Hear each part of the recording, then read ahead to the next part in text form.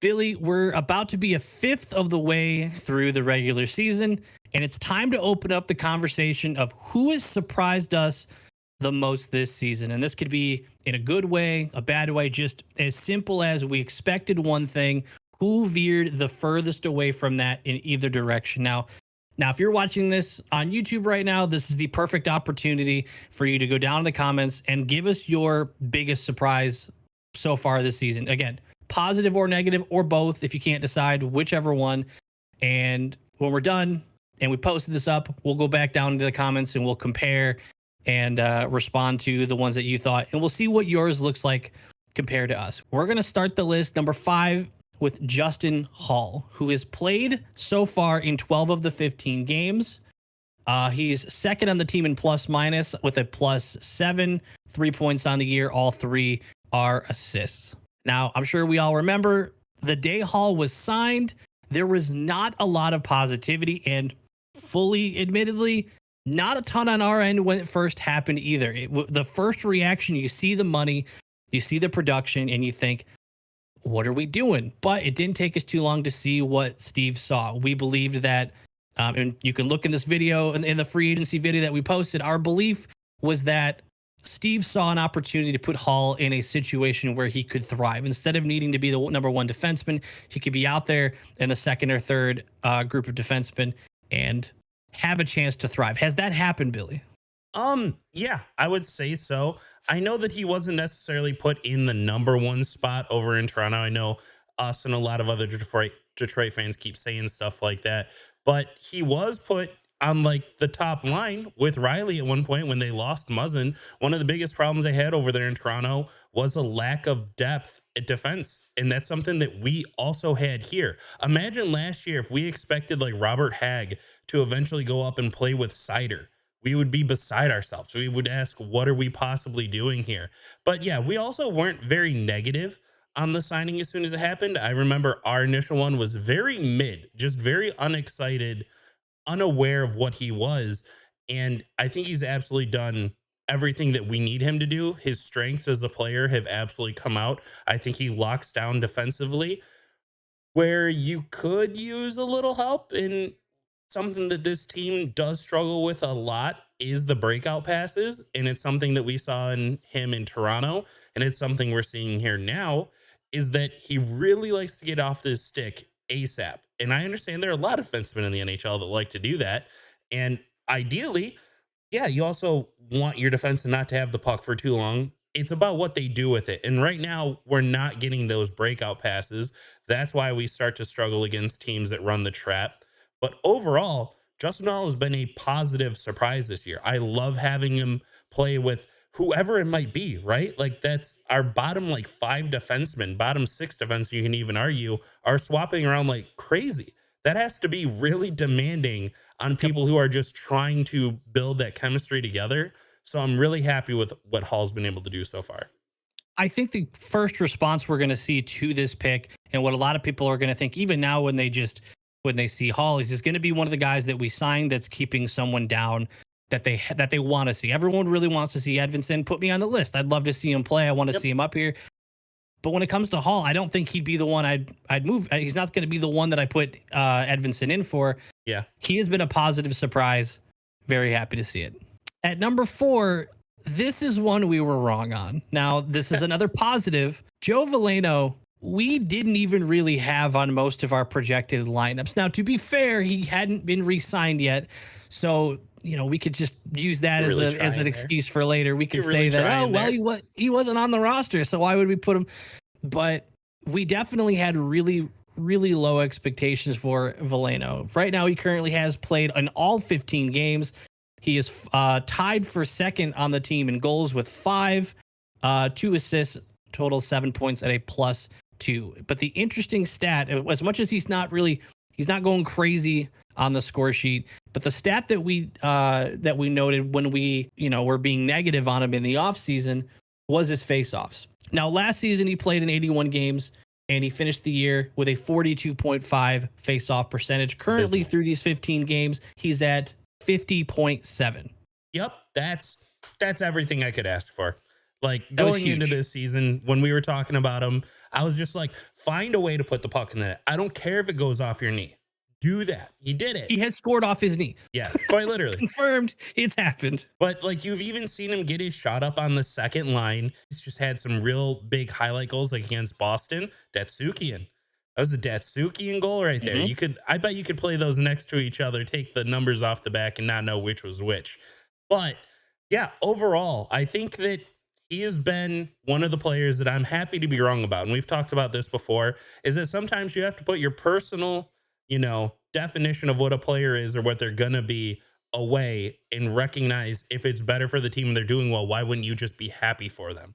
I feel like we see that around a lot of even players like Hall and possibly Petrie, that everyone just kind of gets in their own mind of, I don't like this player, so I'm just going to root for them to lose. Let's not do that.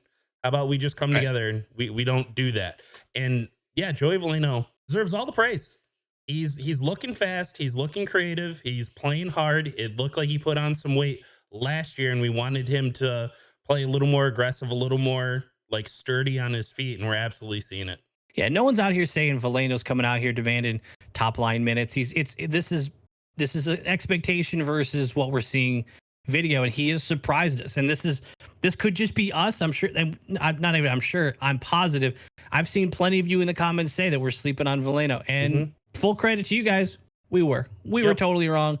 He is actually looking like he can keep up. He can earn a spot, and I think he's going to get better. I mean, he's got plenty of time to. Jumping to number 3 on our list. This one we have listed as a negative. Hurts. For me, we'll get into this. I think me and Billy might be a little bit different on this. I don't see it as a positive surprise, but Sprong, I don't see it so much as a negative, but I'll get more into that just really quick. He has played in all 15 games. He's got 9 points so far, 4 of which are goals. He's sitting at a +4 right now. Now, for me, I'm only surprised that he hasn't scored more. In terms of what I expected from him, from the highlights that we had seen, that he wants to shoot a lot. He's going to shoot a lot. He's doing that. I was hoping, at least, especially with the positions that he's being put in, that he would have found the back of the net more. He's hit plenty of posts. He's had plenty of scoring opportunities.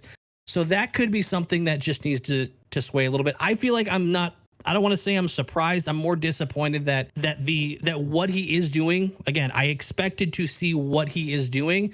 I'm a little disappointed that it's not, even just a few more goals could have changed the tide of a few games this season. And I thought that he would be the guy to do that. He's kind of slow on the start to actually finding himself on the score sheet more. Yeah, I'm with you 100% on that. And this is where I become a little more negative. And it's that I don't think he's very fast. We didn't sell him as fast. He was never sold as fast. But it feels like you can really see him working, and it doesn't feel like you see him go too far in relation to like the effort that it looks like he's putting in skating. So I don't want to take the effort away from him whatsoever. But it's that speed that can kind of be the difference in creating your own opportunities. And right now, it's a little pigeon-esque of only taking what others are feeding you. And if that is going to be the way that we're going to use Sprong, we simply need you to hit the net.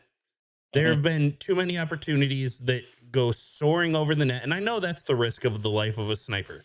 Yeah, sometimes you're going to sort, sometimes you're not. Right now, I feel like it's way too heavy on the misses versus any sort of hits. I'd rather see the goalie make a save than the puck go 2 feet over the net. I think that's a pretty rational, everyone can kind of agree, make the goalie make a save kind of mentality. But we saw him in his old highlights create more opportunities for himself. And I feel like that little like creative spark in his game is missing at this time. But I do also want to see him get more opportunities on the power play. When one of my biggest critiques of this team right now is the power play stale. It's predictable on what we're going to do. I think Sprong has the cannon that can be put in that left winger spot that can hit some one-timers, get pucks on net, put bodies in front, take vision away, and those start to make their way in. Ovechkin has made a career off it. I'm not saying Sprong's Ovechkin. I think he can take that shot and make something happen. Was Sprong the one who had that really pretty goal you liked, where he kind of pulled it back? Wasn't that Sprong? It was. Yeah. There's one in there. Yeah. It's been 15 games, and Joe Veleno had a prettier goal at the same time. And Like Are we thinking Petrie's of had a real nice goal. Like which those one was things are going to Velena's that happen you said was really pretty? against Boston. Oh, the pass from behind the net? No, That's why I'm asking which one. the one that he skated up in front of a defenseman, tapped it through the stick a couple times, and then ripped it from like the top left circle. Yeah, I didn't. I didn't get to watch that game, so I don't remember okay, that as well okay. as you did. Just making sure. I didn't know if you were like making a rhetorical No, question. I was actually here. asking. Okay. I really could because I was only remember defensive. I remember the recent Sprong one where that one looked like was like the Datsuki and pullbacks. That's why I was thinking of. So I mean, I think he still has that. The interesting thing is with Sprong and what we're saying about him right now is we'd be saying the same thing about DeBrincat if DeBrincat didn't have the hot start he had. With how slow he has been in the last couple weeks, without that super hot start, right now DeBrincat is kind of in that same situation where he's firing the puck. Mhm. He's either missing the net, not scoring, and Sprong is kind of doing what DeBrincat's doing. It's not he didn't have that hot start, so maybe we're gonna get the Sprong hot streak soon. We'd like to see that, but overall, it's a kind of a thumbs down type of surprise for Sprong, especially with how excited we were when he first was signed. And also moving down to, I believe, the fourth line. I'm not sure what it's looking like for Sweden today, technically tomorrow, but for anyone listening today, I don't know where he is in that lineup, but I know that he did drop his way down to line number 4, which is going to be very difficult to be what we thought he could be there. Jumping into another positive, James Reimer. Yeah. That was another one very similar to Hall, where the immediate reaction is, what are we doing? Reimer is dead in the water. He's no good anymore. And through 5 games, he's put up a 1.8 goals against average and a 9.33 save percentage, and he's got a shutout on the year. 2 wins, 2 losses, and an OT loss. Now you can't. It's real. I don't really like using wins losses to compare 2 goalies, especially when some of those losses are coming when your team just can't score. Yep. I don't expect my goalie to help the team make his team score. But he has statistically played phenomenal. And I want it before you kind of go into what you're feeling about him. How is 5 games enough of a sample size for a goalie specifically? That's 5 full games of a sample size. I feel like 5 games of a goalie is more than 5 games as a skater.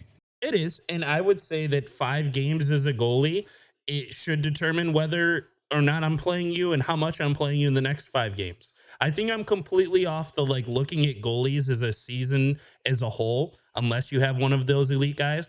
And I'm literally full on board the follow the hot hand. Reimer? You said you saw lines. Did they announce a goalie for either game? Husso actually came back. I don't know if you know this. We haven't talked about this. Okay. So yeah, they, Husso will not even be there at all. Yep. I have heard rumors that Lyon will make his appearance in the second game. That was just a rumor. Again, these are just Husso leaves Detroit. Are they really going to play Reimer back-to-back games? If he's hot and he's feeling himself, you better. You absolutely better if he's feeling himself and he plays really well against Ottawa and he feels like he has the energy for the next night. Trust him. Okay, he's had the last 6 days off. You're going to have another I could 4 or 5. Reimer. It could be Reimer day 1 and then game day decision. How you feeling today, Reimer? And then if he's good, he's good. If not, well, this is why you sign Line, right? Yeah, because you could look at this literally as one of those really necessary back-to-back wins that you just have to put your goalie through both. And you're like, we need these dubs. Do it. So let's see if Reimer can be that guy. He's shown that he can. I think I saw a stat somewhere that says our goals for Reimer versus our goals for Husso are grossly different. And I know a lot of people will come back and say, oh, it's about the confidence that they have in the goalie behind them. I don't know, guys. I don't know what's going on in that locker room and how they feel about one another. I'm not looking to speculate on that whatsoever. But fact is, we just don't score for the guy. And that's really tough to start coming down on the goalie for some of those losses. I know you already said it a bit, but you've got to start to just respect what he's done, what he's capable of doing, because I was completely out. I was very much on I'm glad we have Lyon. I'm glad we have Lyon if Reimer doesn't work out. And right now, again, just kind of eating crow on the entire scenario that Greg from the Grindline podcast actually told us that he believed in Reimer. And I remember you and I being like, I don't know. I know he played on a bad Sharks team, but he's But also now we're kind of actually old. we're seeing more evidence with how bad the Sharks have been this year. Oh, remove Reimer from that. It Yeah, gets you know what it is? significantly worse. It's like when I think about, and I know someone, shout out to you in the comments if you are back here and you loved my Jimmy love. If Jimmy Howard went to another like decent team during the Dead Wings era when everything started going down, I bet he would have done very well elsewhere as well. So I think there is a lot to the team that's in front of you, and I think that this team is defensively sound. I don't think we're elite. I think we're sound, so that allows your goalies to perform better, and those are, unfortunately, I know a little bit is that's where Husso struggles, is expected saves versus expected goals. But yeah, Reimer right now, whew, he should just be our number one. I think it's so hard to argue against it, and that could change in 2 weeks. Up next on our list is actually going to be an honorable mention. It's not going to make the full list because he's been more of a Griffin this year Yeah. than a Red Wing. Jonathan Berggren. Now, man, if we had the time to make a montage of how many great things we said about Berggren leading Right. in, and we thought this was going to be a blow up year for him. So far, he's played 2 games on the NHL roster. Not a stat to go with it. No, I mean, there might be shots on net if I scroll far enough into here, but no points, no plus minus, just was there for 2 games, existed. As for his time on the Griffins, he's played in 7 games, 6 points. One of those points is a goal We knew he was Even- a playmaker, so like with an even plus minus. yeah, we knew he was a playmaker, so I'm not too surprised that goals aren't happening. But we really believed, and I feel like I got pie on my face right now. I know it's only 1/5 of the season, which also, by the way, I didn't want to just let that fly by. It's flying by. We're almost 20% of the way done. Like, Yep. we're going to be without hockey so soon. Not to be a doomer, but man, Berggren, I had such high hopes. You see such high hockey IQ, and it's not me criticizing our staff whatsoever. I fully trust that they know what they're doing and who they're bringing up, who they're letting season down below. He's still crazy young, but Zarnik getting call ups before him to even play on a wing. Zarnik playing on a wing. His entire reason why I thought we would be bringing up is because that he could play center for us. So you could flex Raz around, you could flex Veleno around. But him not making the cut over Zarnik, it feels like it's a bad sign because of how much I trust the staff. It's not me looking at them, it's me looking at Berger and being like, what aren't we doing here? Is it an effort thing? I know that we're never going to hear about that, but you just start to run through like, out of what I've seen out of this guy, why would it be slower this year? Was it a weird off season? Is there even the slightest possibility of like nursing an injury, but you're still playing like so much time down there? I'm just running through thoughts, thinking out loud here. I was so high on him. We were so high on him. Yeah, I mean, to be fair, he's had little opportunity up here, and he's almost a point per game guy in Grand Rapids. Him being even in the plus minus column on the team when there is a good chunk of players on the team that are in the positive. I mean, it's a little concerning. I would hope, there's some guys that maybe aren't really cut out to carry a team, and maybe being down there is going to hold them off on the stat sheet. But up here, if he is the playmaker that we think he could be, maybe playing with some higher skilled guys could give him that opportunity. But that can't be the only reason you get called up, just to play with guys that are going to make you better. Yep. So I'm with you. Trust in the staff. If they don't think he's ready and there's something going on that we don't know, and it's just not his time yet, he's young. Take your time. We got excited, maybe a little too excited, which is fine. There's not a lot to do in the off season, but We'll do get it again excited. next So. year. I mean, do it every year. You can't be wrong, right? Like eventually you're going to look really, really smart. That one's just an honorable mention. We were really hoping to see a lot more from Berger, but there's still plenty of season left. We'll see. Maybe that could change. Maybe we'll do another one of these later in the season, but we'll let that lead into our number 1 pick for the most surprising Red Wing so far this year. Unfortunately, it's not a positive. No, it's This not. is Michael Rasmussen, who has played in all 15 games, put up 5 points, 2 of which are goals, at a +3. But I'll like, let you take this. I don't need him to get points. I know that we're starting each one off with points, and it I'm makes just, it. yeah, I'm just giving. Yeah, I want to make it clear to the listeners: we are not a stat means you are good or bad. We're not. Oh, you only put up this many points. We understand the role that Raz can have on this team and the impact that he can have on the ice. We're telling you, we don't see any of it. We don't see the grinding. We don't see the puck control. I don't see like a great center like I did. I know that that's a pretty hotly contested subject just in itself. I liked him at center. It felt like he was playing responsibly defensively. I know he's on the PK. I think with Larkin right now is like our second PK line. It's just so difficult to watch him play right now because it feels like he's almost lost is the best way to put it. Sometimes you see him floating around the ice and he's not impacting the play anywhere that he is. Sometimes we even see him not moving his feet. There's a specific play in a recent game where on the PK, Larkin and him were coming out, and I'm not going to say it was a clear 2-on-1. I believe the defenseman was hounding Larkin pretty good, and he made a pass towards the offensive blue line, and Raz kind of just 2 hands on the stick, leaning forward a little bit, feet playing it on the ice, just watches it go. The defenseman decides that he's going to step up. Now, we've seen when a defenseman steps up that you can burn them sometimes. That can be the result of like the Petrie step up, right? He wanted to step up to get the puck. 2 people go for it, and the offenseman going into the zone suddenly has all the momentum. That could have happened out of that scenario, but Raz just didn't move his legs, and it feels like an effort issue sometimes. He could have 2 more goals. Could have 2 more goals. That's very true. Yeah, the open. I mean, that's kind the of Florida like a game too. We had 0.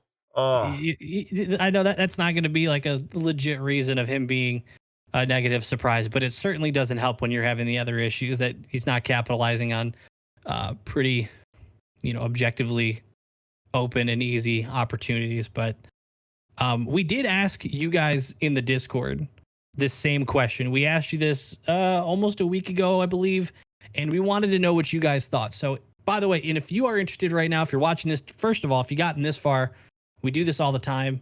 Hit the subscribe button right now. We would love to see you in some future videos. We would love it if you took a step further.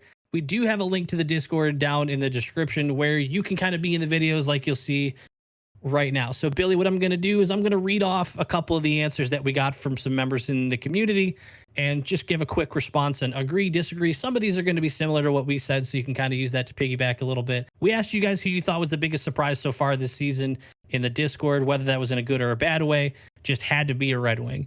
And the first answer that we got, Adriano said, Veleno has been really surprising for me. So happy how he's been playing for the most part. Big improvements from last year. Yeah, it's absolutely proving on the stat sheet, proving on the ice how much he's grown, and we even had him on our list. I think 5 goals in 15 games is really good.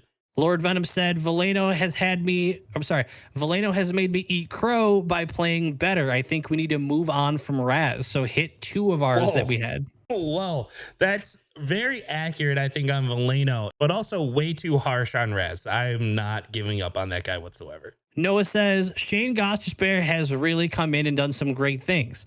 Not what I thought he would be here, but also Reimer has to get the nod, right? He's the backup, but he's been great. Not what I expected when we acquired him. So both Ghost and Reimer from Noah. I think Ghost has done very well for us at points. I think as of recently, I've grown very frustrating with his passing on a power play. I think it's bad. But yeah, Reimer should be getting the nods right now. Arthur says, honestly, DeBrincat. I had my doubts on how well he'd do in Detroit, and I've been pleasantly surprised with how he's been doing. Overall, yeah, I would say that, I think he's on pace for 55 goals. Yeah, I think that surprises all of us. I feel like it surprises. I wouldn't put him on my surprise. If anything, his slow week and a half has been more of a surprise to me. But as a general for everybody, I know everybody was saying no more, not with Patrick Kane. He'll never be the same guy. So I'm not surprised. The only thing I'm surprised about is that he slowed down a little bit, but that's going to happen. You have hot streaks and cold streaks. DeBrincat, looks just as phenomenal with Larkin as I thought he would. So the rest of you could say you were surprised, but I got receipts that said this was going to happen. I'm ready for it. Drifting said, honestly, the whole team has been clicking. It's been pleasantly surprising. I knew this team was going to be good, but I thought it would be hovering 500 average or a game above, not 7-4-2 in second place, a full month in. Just my honest take on what's been surprising me. Yeah, I would have to agree with that. That super hot start, I think, really kind of saves the overall look at things. I would think that I'm a bit surprised at how high and how low we can look. I Mhm. thought we would get something a little more centralized on each end. I mean, at the same time, it kind of averages out. It just shows that, even as is right now, you expect the team to grow and get better. But even as is right now, when we're good, we look good. Hmm. But the growth needs to be there so that when we're bad, it doesn't look nearly as bad. Yes. So this next one's a little bit longer. This one's from Corsi. We're just going to run through this one really quick. They say Comfer has been great. I completely agree. They say Cop has looked so much better. We are flexing him around so well right now. They said that they expected DeBrincat to be good, but they didn't expect the start that they've had with Larkin so far this year. Yeah, it's definitely slowed down a little bit, but we've seen what they can be, so that's really nice. Another good they have is Hall. Yeah, I don't really know what Toronto was doing, thinking that they were going to get an upgrade in Klingberg and what those fans are thinking. I'm telling you, they're all offense, no defense, no real brain in that structure. I've seen negative reactions from their fans on Klingberg so far this year. I haven't seen what He's a exactly he's been forward. doing. He's a forward, just Okay. like Riley's a forward. They have two forwards playing defense, and then Dustin's Giordano, and it's a mess. I don't need to go in on them. As a bad, they've got Petrie listed. Yeah, that feels pretty fair. It's been really good or really bad out of Petrie. And then his last one, which I'm surprised on, Reimer, saying that he's had a couple strong games, but not a goalie they'd rely on. Lyon needs a chance. Yeah, I see that they said that he leaves the whole top of the net open. Unfortunately, that kind of feels like the NHL of today by playing butterfly goalie. No one's stopping everything. But overall, I completely disagree on the overall take on Reimer. I like him. And last but not least, Greasy Wing says, biggest surprise for me would be Sider not being as offensive minded as he has been in the past. I know he could be more offensive. Really hope he finds a little bit more. I really don't think we need him to be. There are things to criticize out of Sider a little bit this year, but man, I'm telling you, I don't need him to be Cale Makar. I don't need him to compete for Norris trophies based on points. I want to see him change the game defensively nowadays and be that true number one lockdown again. I know Roman Yossi had that, Hedman had that a little bit, but I really feel like we have not seen a true defensive defenseman since like Nick Lidstrom.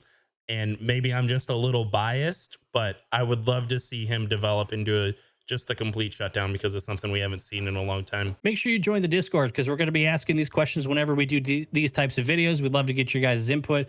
So grab the link down in the description, join the Discord, and then you'll get a ping as a Red Wings fan in the Discord whenever we're looking for more community answers. Thank you to those who did answer. And thank you so far for liking and subscribing to this video. I'm sure you already have. We really appreciate it. And we will see you guys in the next one. See ya. The Jug. Yep.